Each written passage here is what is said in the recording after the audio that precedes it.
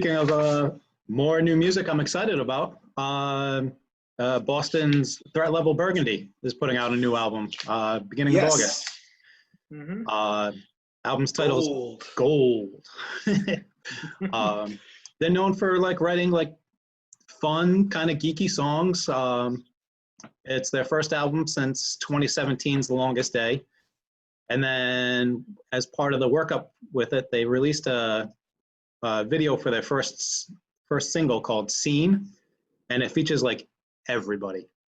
I mean, they got Llama Tsunami, Sonic Libido, Real Big Fish, Suburban Legends, The Best of the Worst, Backyard Superheroes, Hans Gruber and the Diehards. Like the list goes on and on and on and on of people who like got in on this video.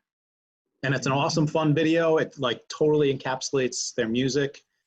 And they're one of my favorite New England local bands. Like I love those guys. They put on such an incredible live show that I'm stoked for new music for them. Yeah, man. I mean, I'm a bit late to the party, and I'm like just got into them the last couple of weeks. I knew we were they were on the radar for stuff coming out. They're a band that I've always like heard about. You know, I always thought they were from Connecticut, which we discussed in the interview, I guess. But but it's just I can't believe I'd slept on them for so long. Watching that video, I was like, oh, I know that guy, that guy, that guy, that guy, them. And I was like, how have we never met? It's kind of like being at the party and not meeting that one person on the opposite end. But man, or very much like in our scene, like going to the same show over and over and over again, but not like quite meeting people in the crowd. And then you run into each other and you're like, oh yeah, I was at that show. I was at that show. I was at that show. Yeah, you're Billy's friend. Okay. Yep. Something like that. Yeah. But yeah, man, I can't wait to hear Gold. I mean, we got to check out some of their music last week. I'm going to throw them up on the playlist this week. Nice. I'm going to try and get the word out and stuff. And when their new album drops in August, we'll give them a bump. Yeah. And that will lead us into, the next segment here. We're going to interview Christopher McKenney, lead singer of Threat Level Burgundy. We'll talk about the new album. We're going to talk about how it all came together and what's next for the band.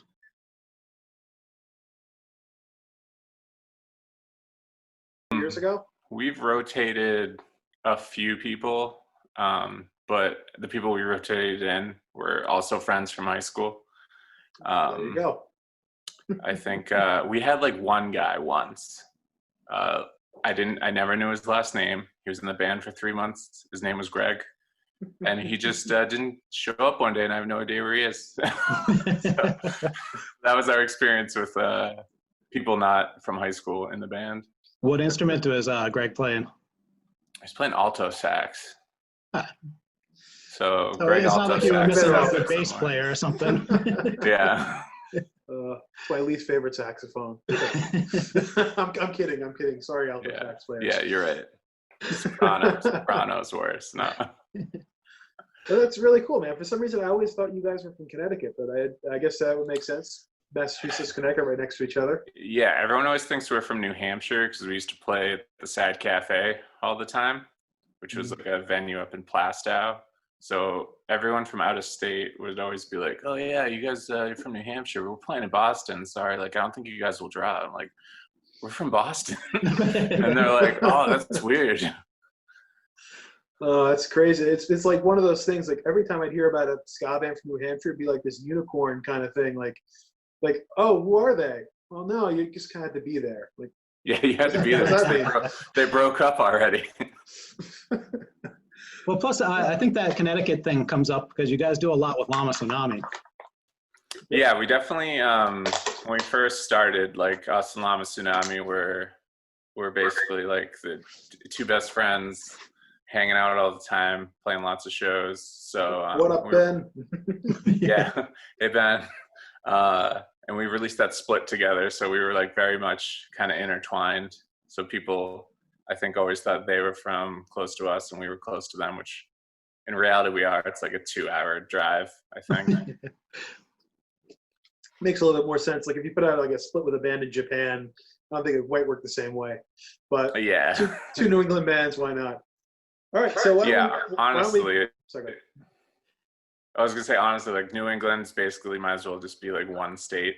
Everything's like so close together. Close. that's why we often don't really go outside of it, because it's like, there's like 12 cities to play in. Why bother? You got your locals, man. That's great. Anyway, so why don't we launch into the questions here? So you guys have a new album coming out called Gold. Sure do. So it comes out on August 1st. So tell me, how has the build-up been different than, say, an album released any other time? Because the times we live in with coronavirus and everything. What have you guys done different? We delayed it 2 months because we were originally trying to get this ready for May, because we had a tour planned to go down to DC, hit a bunch of spots in between on the way down and a bunch more on the way back up. But when we were recording was basically when lockdown happened.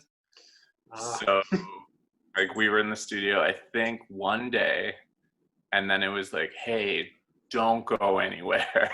Everyone stay inside. And we were all just like, okay, nobody talk to anybody else. We'll all only come here. We'll all record it and we'll be done. So the build-up's been kind of weird because we just kind of let everything take a lot longer than it would have had we been able to, tour, but we kind of knew when they were like, oh, 2 weeks, we'll all be better. And we're like, that's not how this is going to go down. And unfortunately it didn't. But yeah, so build-ups, it's been like kind of a dragged out process because we basically had what we were going to do ready and then just needed to record and put it out. But then what we had ready was gone. So then we just kind of were like, well, let's figure it out. When the mixing's done, the mixing's done. When the mastering's done, the mastering's done. We weren't pressuring anybody to do anything. And we were supposed to mix with our sound engineer. We were going to be in studio, but we were like, let's just try to be safe. Let's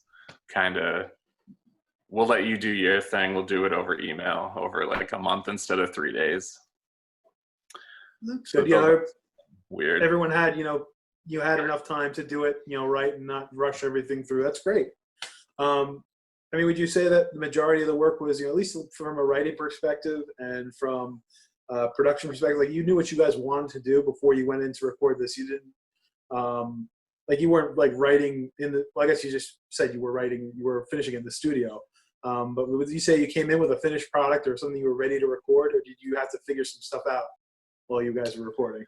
We had 10 songs ready, and we know we were going to record 5 now. And our plan was to release actually 2 EPs this year. But we were like, we'll record 5 now and record 5 later. And then down the line, we'll combine them and press them or whatever. But we knew, well, now we have no idea when the second one will come out because we haven't practiced in 4 months. So we came that goes. 5 songs. We came in with the 5 songs we knew we were going to go on this one.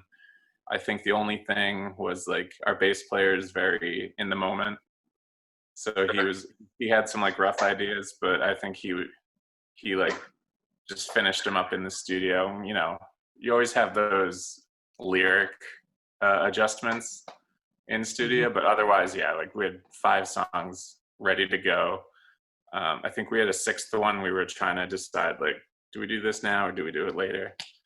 But yeah, it's a pretty finished product, and we knew we weren't going to mess around too much when the whole lockdown thing happened. Yeah, it's kind of been the big pause button for everybody. Everyone had plans, has now canceled them or scaled them back or postponed them. I know how it feels to not have a regular rehearsal when you're used to it. I play in the pandemics. We haven't rehearsed in 5 months now.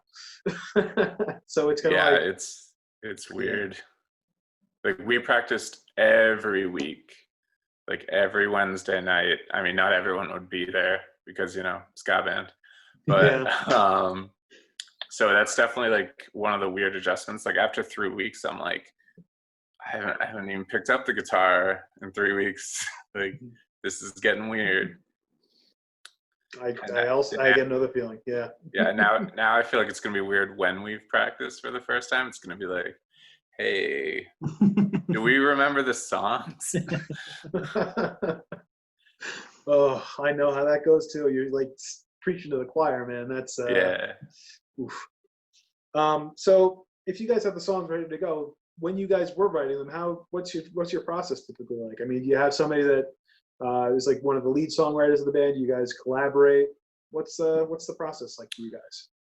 We've come at it differently, like almost every song, but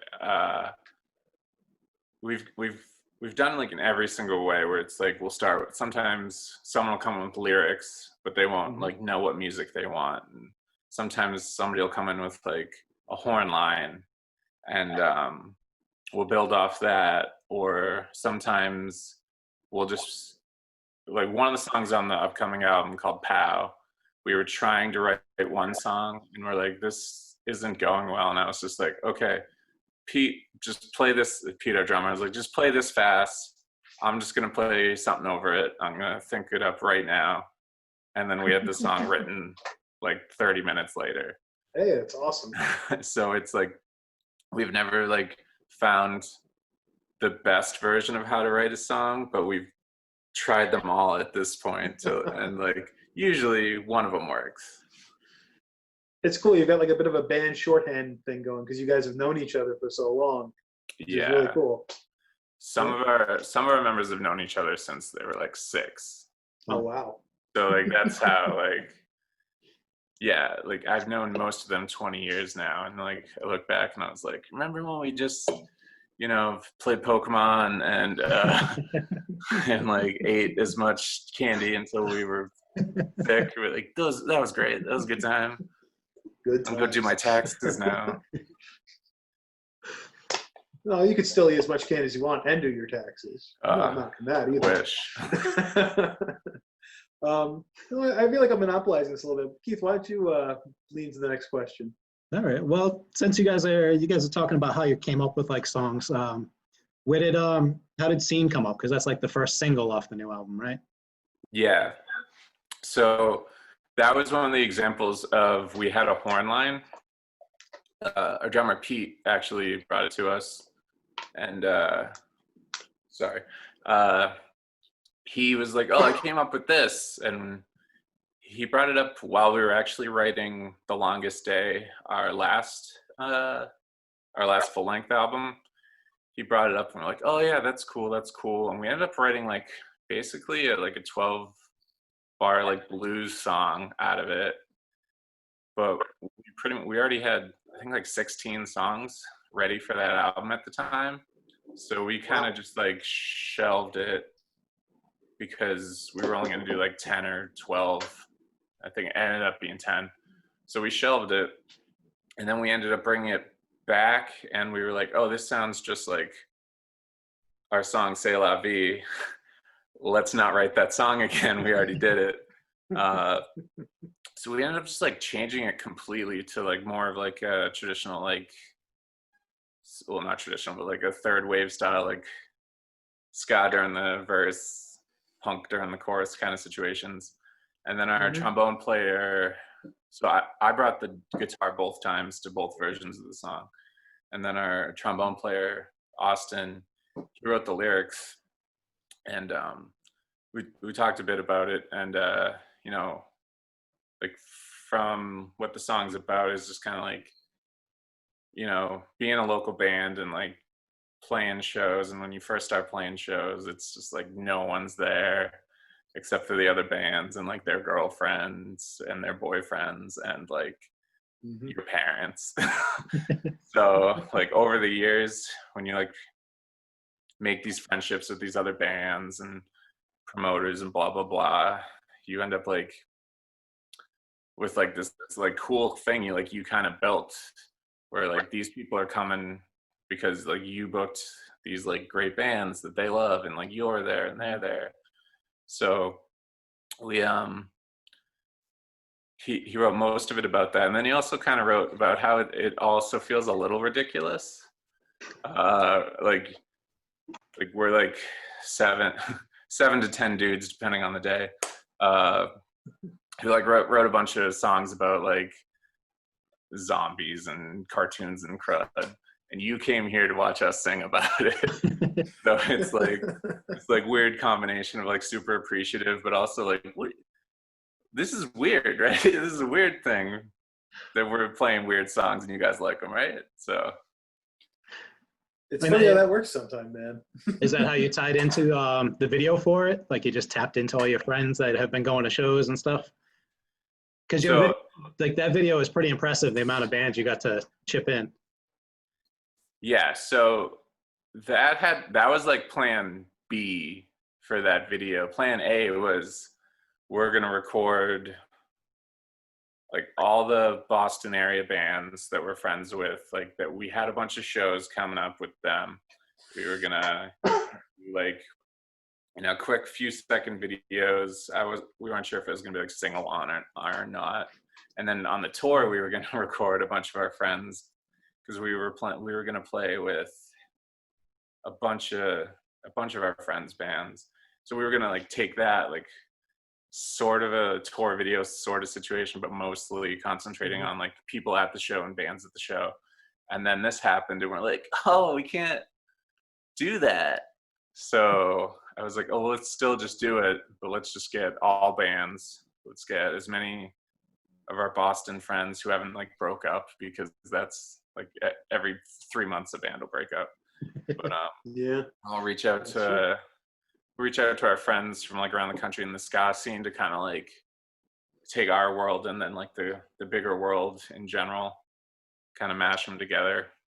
And then we reached out to bands that we were supposed to play with as well, and just bands we really like. Reached out to you, Chris, I believe. Did you? Oh, that's right, you guys did. Oh, yeah, man, I forgot. I remember that message. I completely spaced on it. I got a lot of stuff going on. It's okay. Everybody. Yeah, sorry, Chris, didn't mean to send the bus in that direction. Yeah.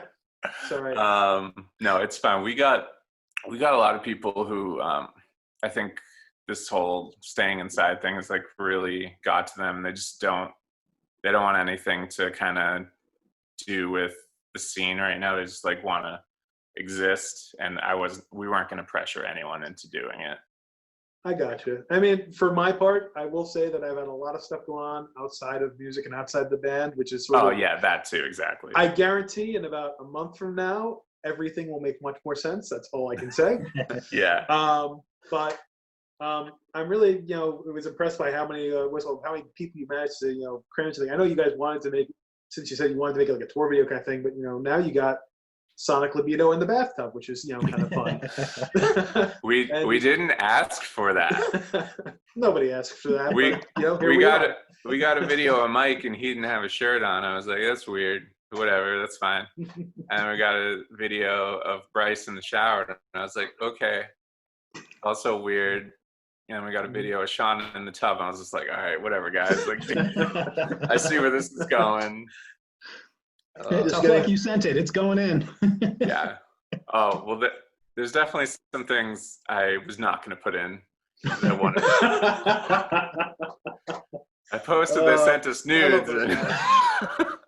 Yeah, they're a fun bunch. Like, it was like us, Llama Tsunami, and them, like when we first started playing, and we're like the three amigos. And like at this point, we're pretty much the only bands that we started playing with that are still together. Like most of the other bands in the New England area, they just called it quits. At least ska bands, I mean. Yeah. Rhode Island's got a ton of like peaks and valleys between all the different bands that come out of Rhode Island. It's tough, man. People kind of grow out of it, Everyone gets busy with their careers and kids, and all that free time you used to have just kind of disappears, or different things take it up. So yeah, I know what you mean. But it's cool that the three amigos are still operating together, and so if not remotely at the moment because of the situation we're in. I've known Sean and Bryce for years. I see him every year when I go up to Throwdown. We used to bunk at this one hotel called the Buckminster, which just closed apparently because of, oh, really? Yeah.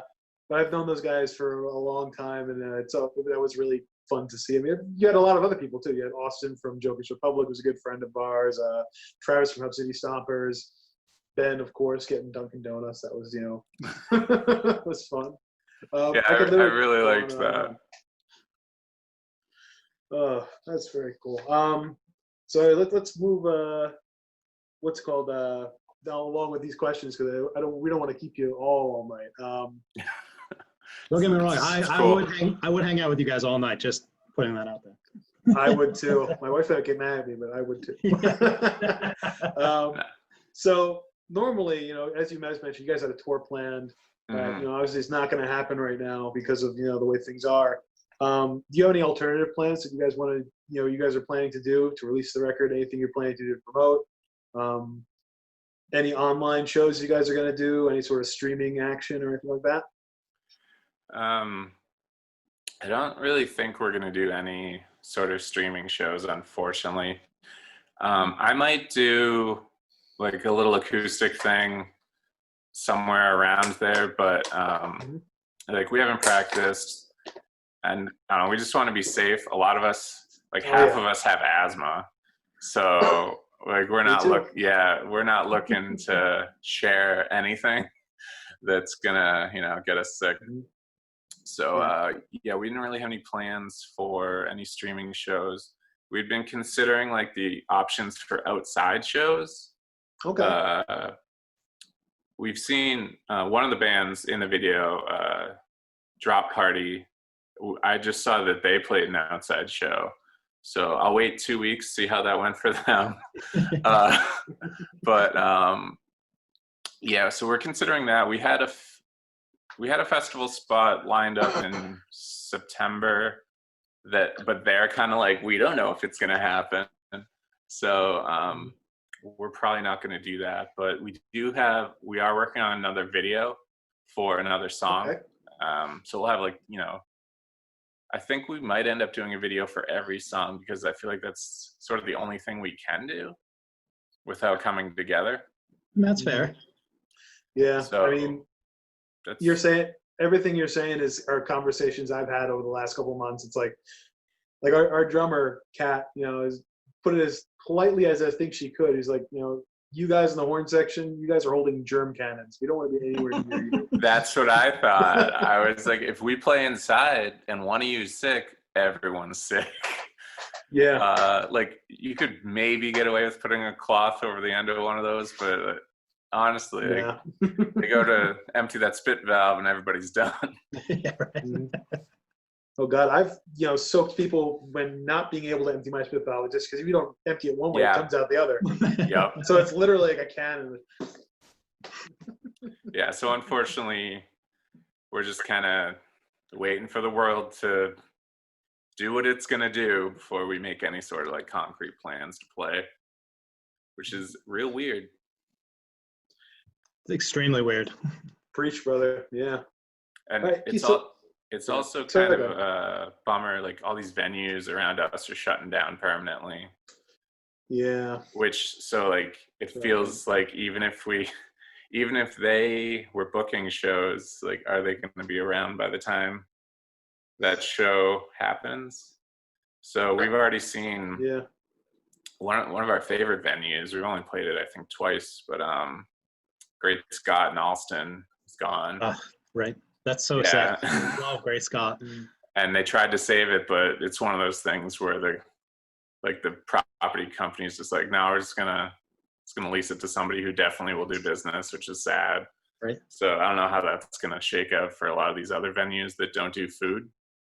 Yeah. Because we've seen some of our other venues we do that. O'Brien's, I think they literally bought a grill. And we're like, hey, come and get some burgers and dogs. So I'm just hoping other venues can figure out something to do. Yeah. It seems like a guy got creative to sort of, try and find a plan B if you're in that kind of position. I mean, New York City just passed a regulation where, they had bars basically being able to give drinks to go. But of course that leads to, people getting really loose with their social distancing. So they just came down today and said, you can't do that anymore. No more alcohol service if you don't have food. So you see bars trying to figure out, oh, can we buy like one of these like giant things of bags of chips and give away a bag of chips or something with our drinks?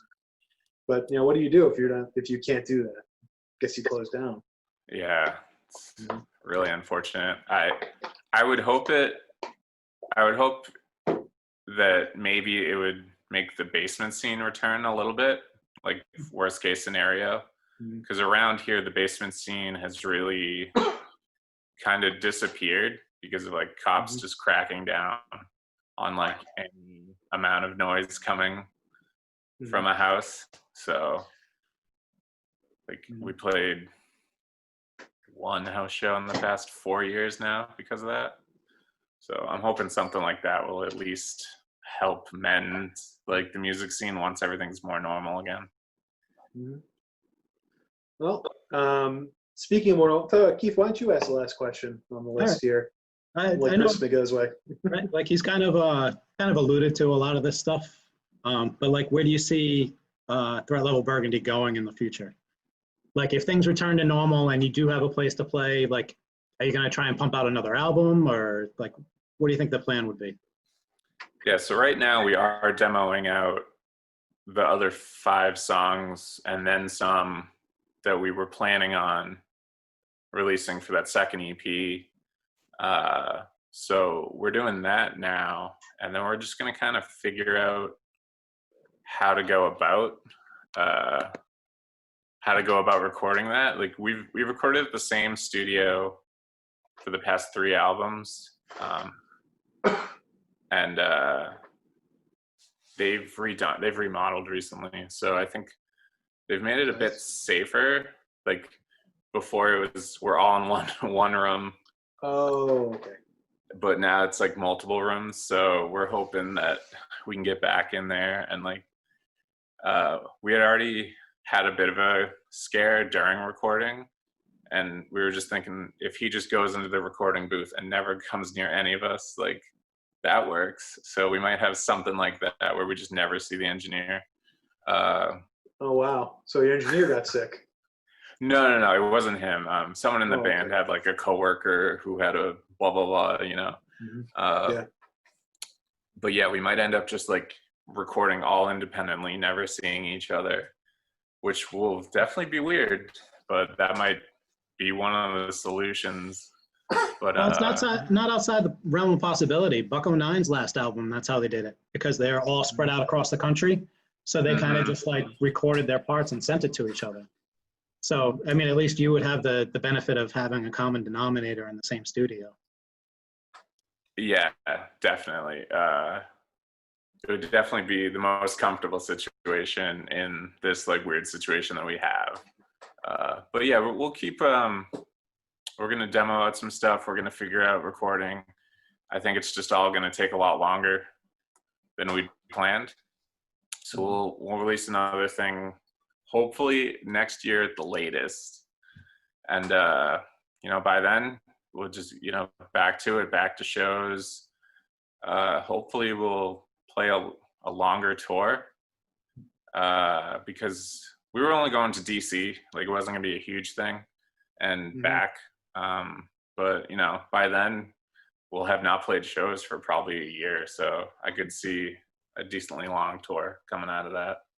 That would be awesome. Yeah, that'd be and great. then just business as usual, show album every few years. Couple interviews in the middle. Huh? Couple interviews in the middle. Yeah, maybe. Yeah. Well, Chris, we'll wrap it up there. But I appreciate you taking the time and coming out and talk to us. Thanks for being our first. Thanks for having me. No problem, dude.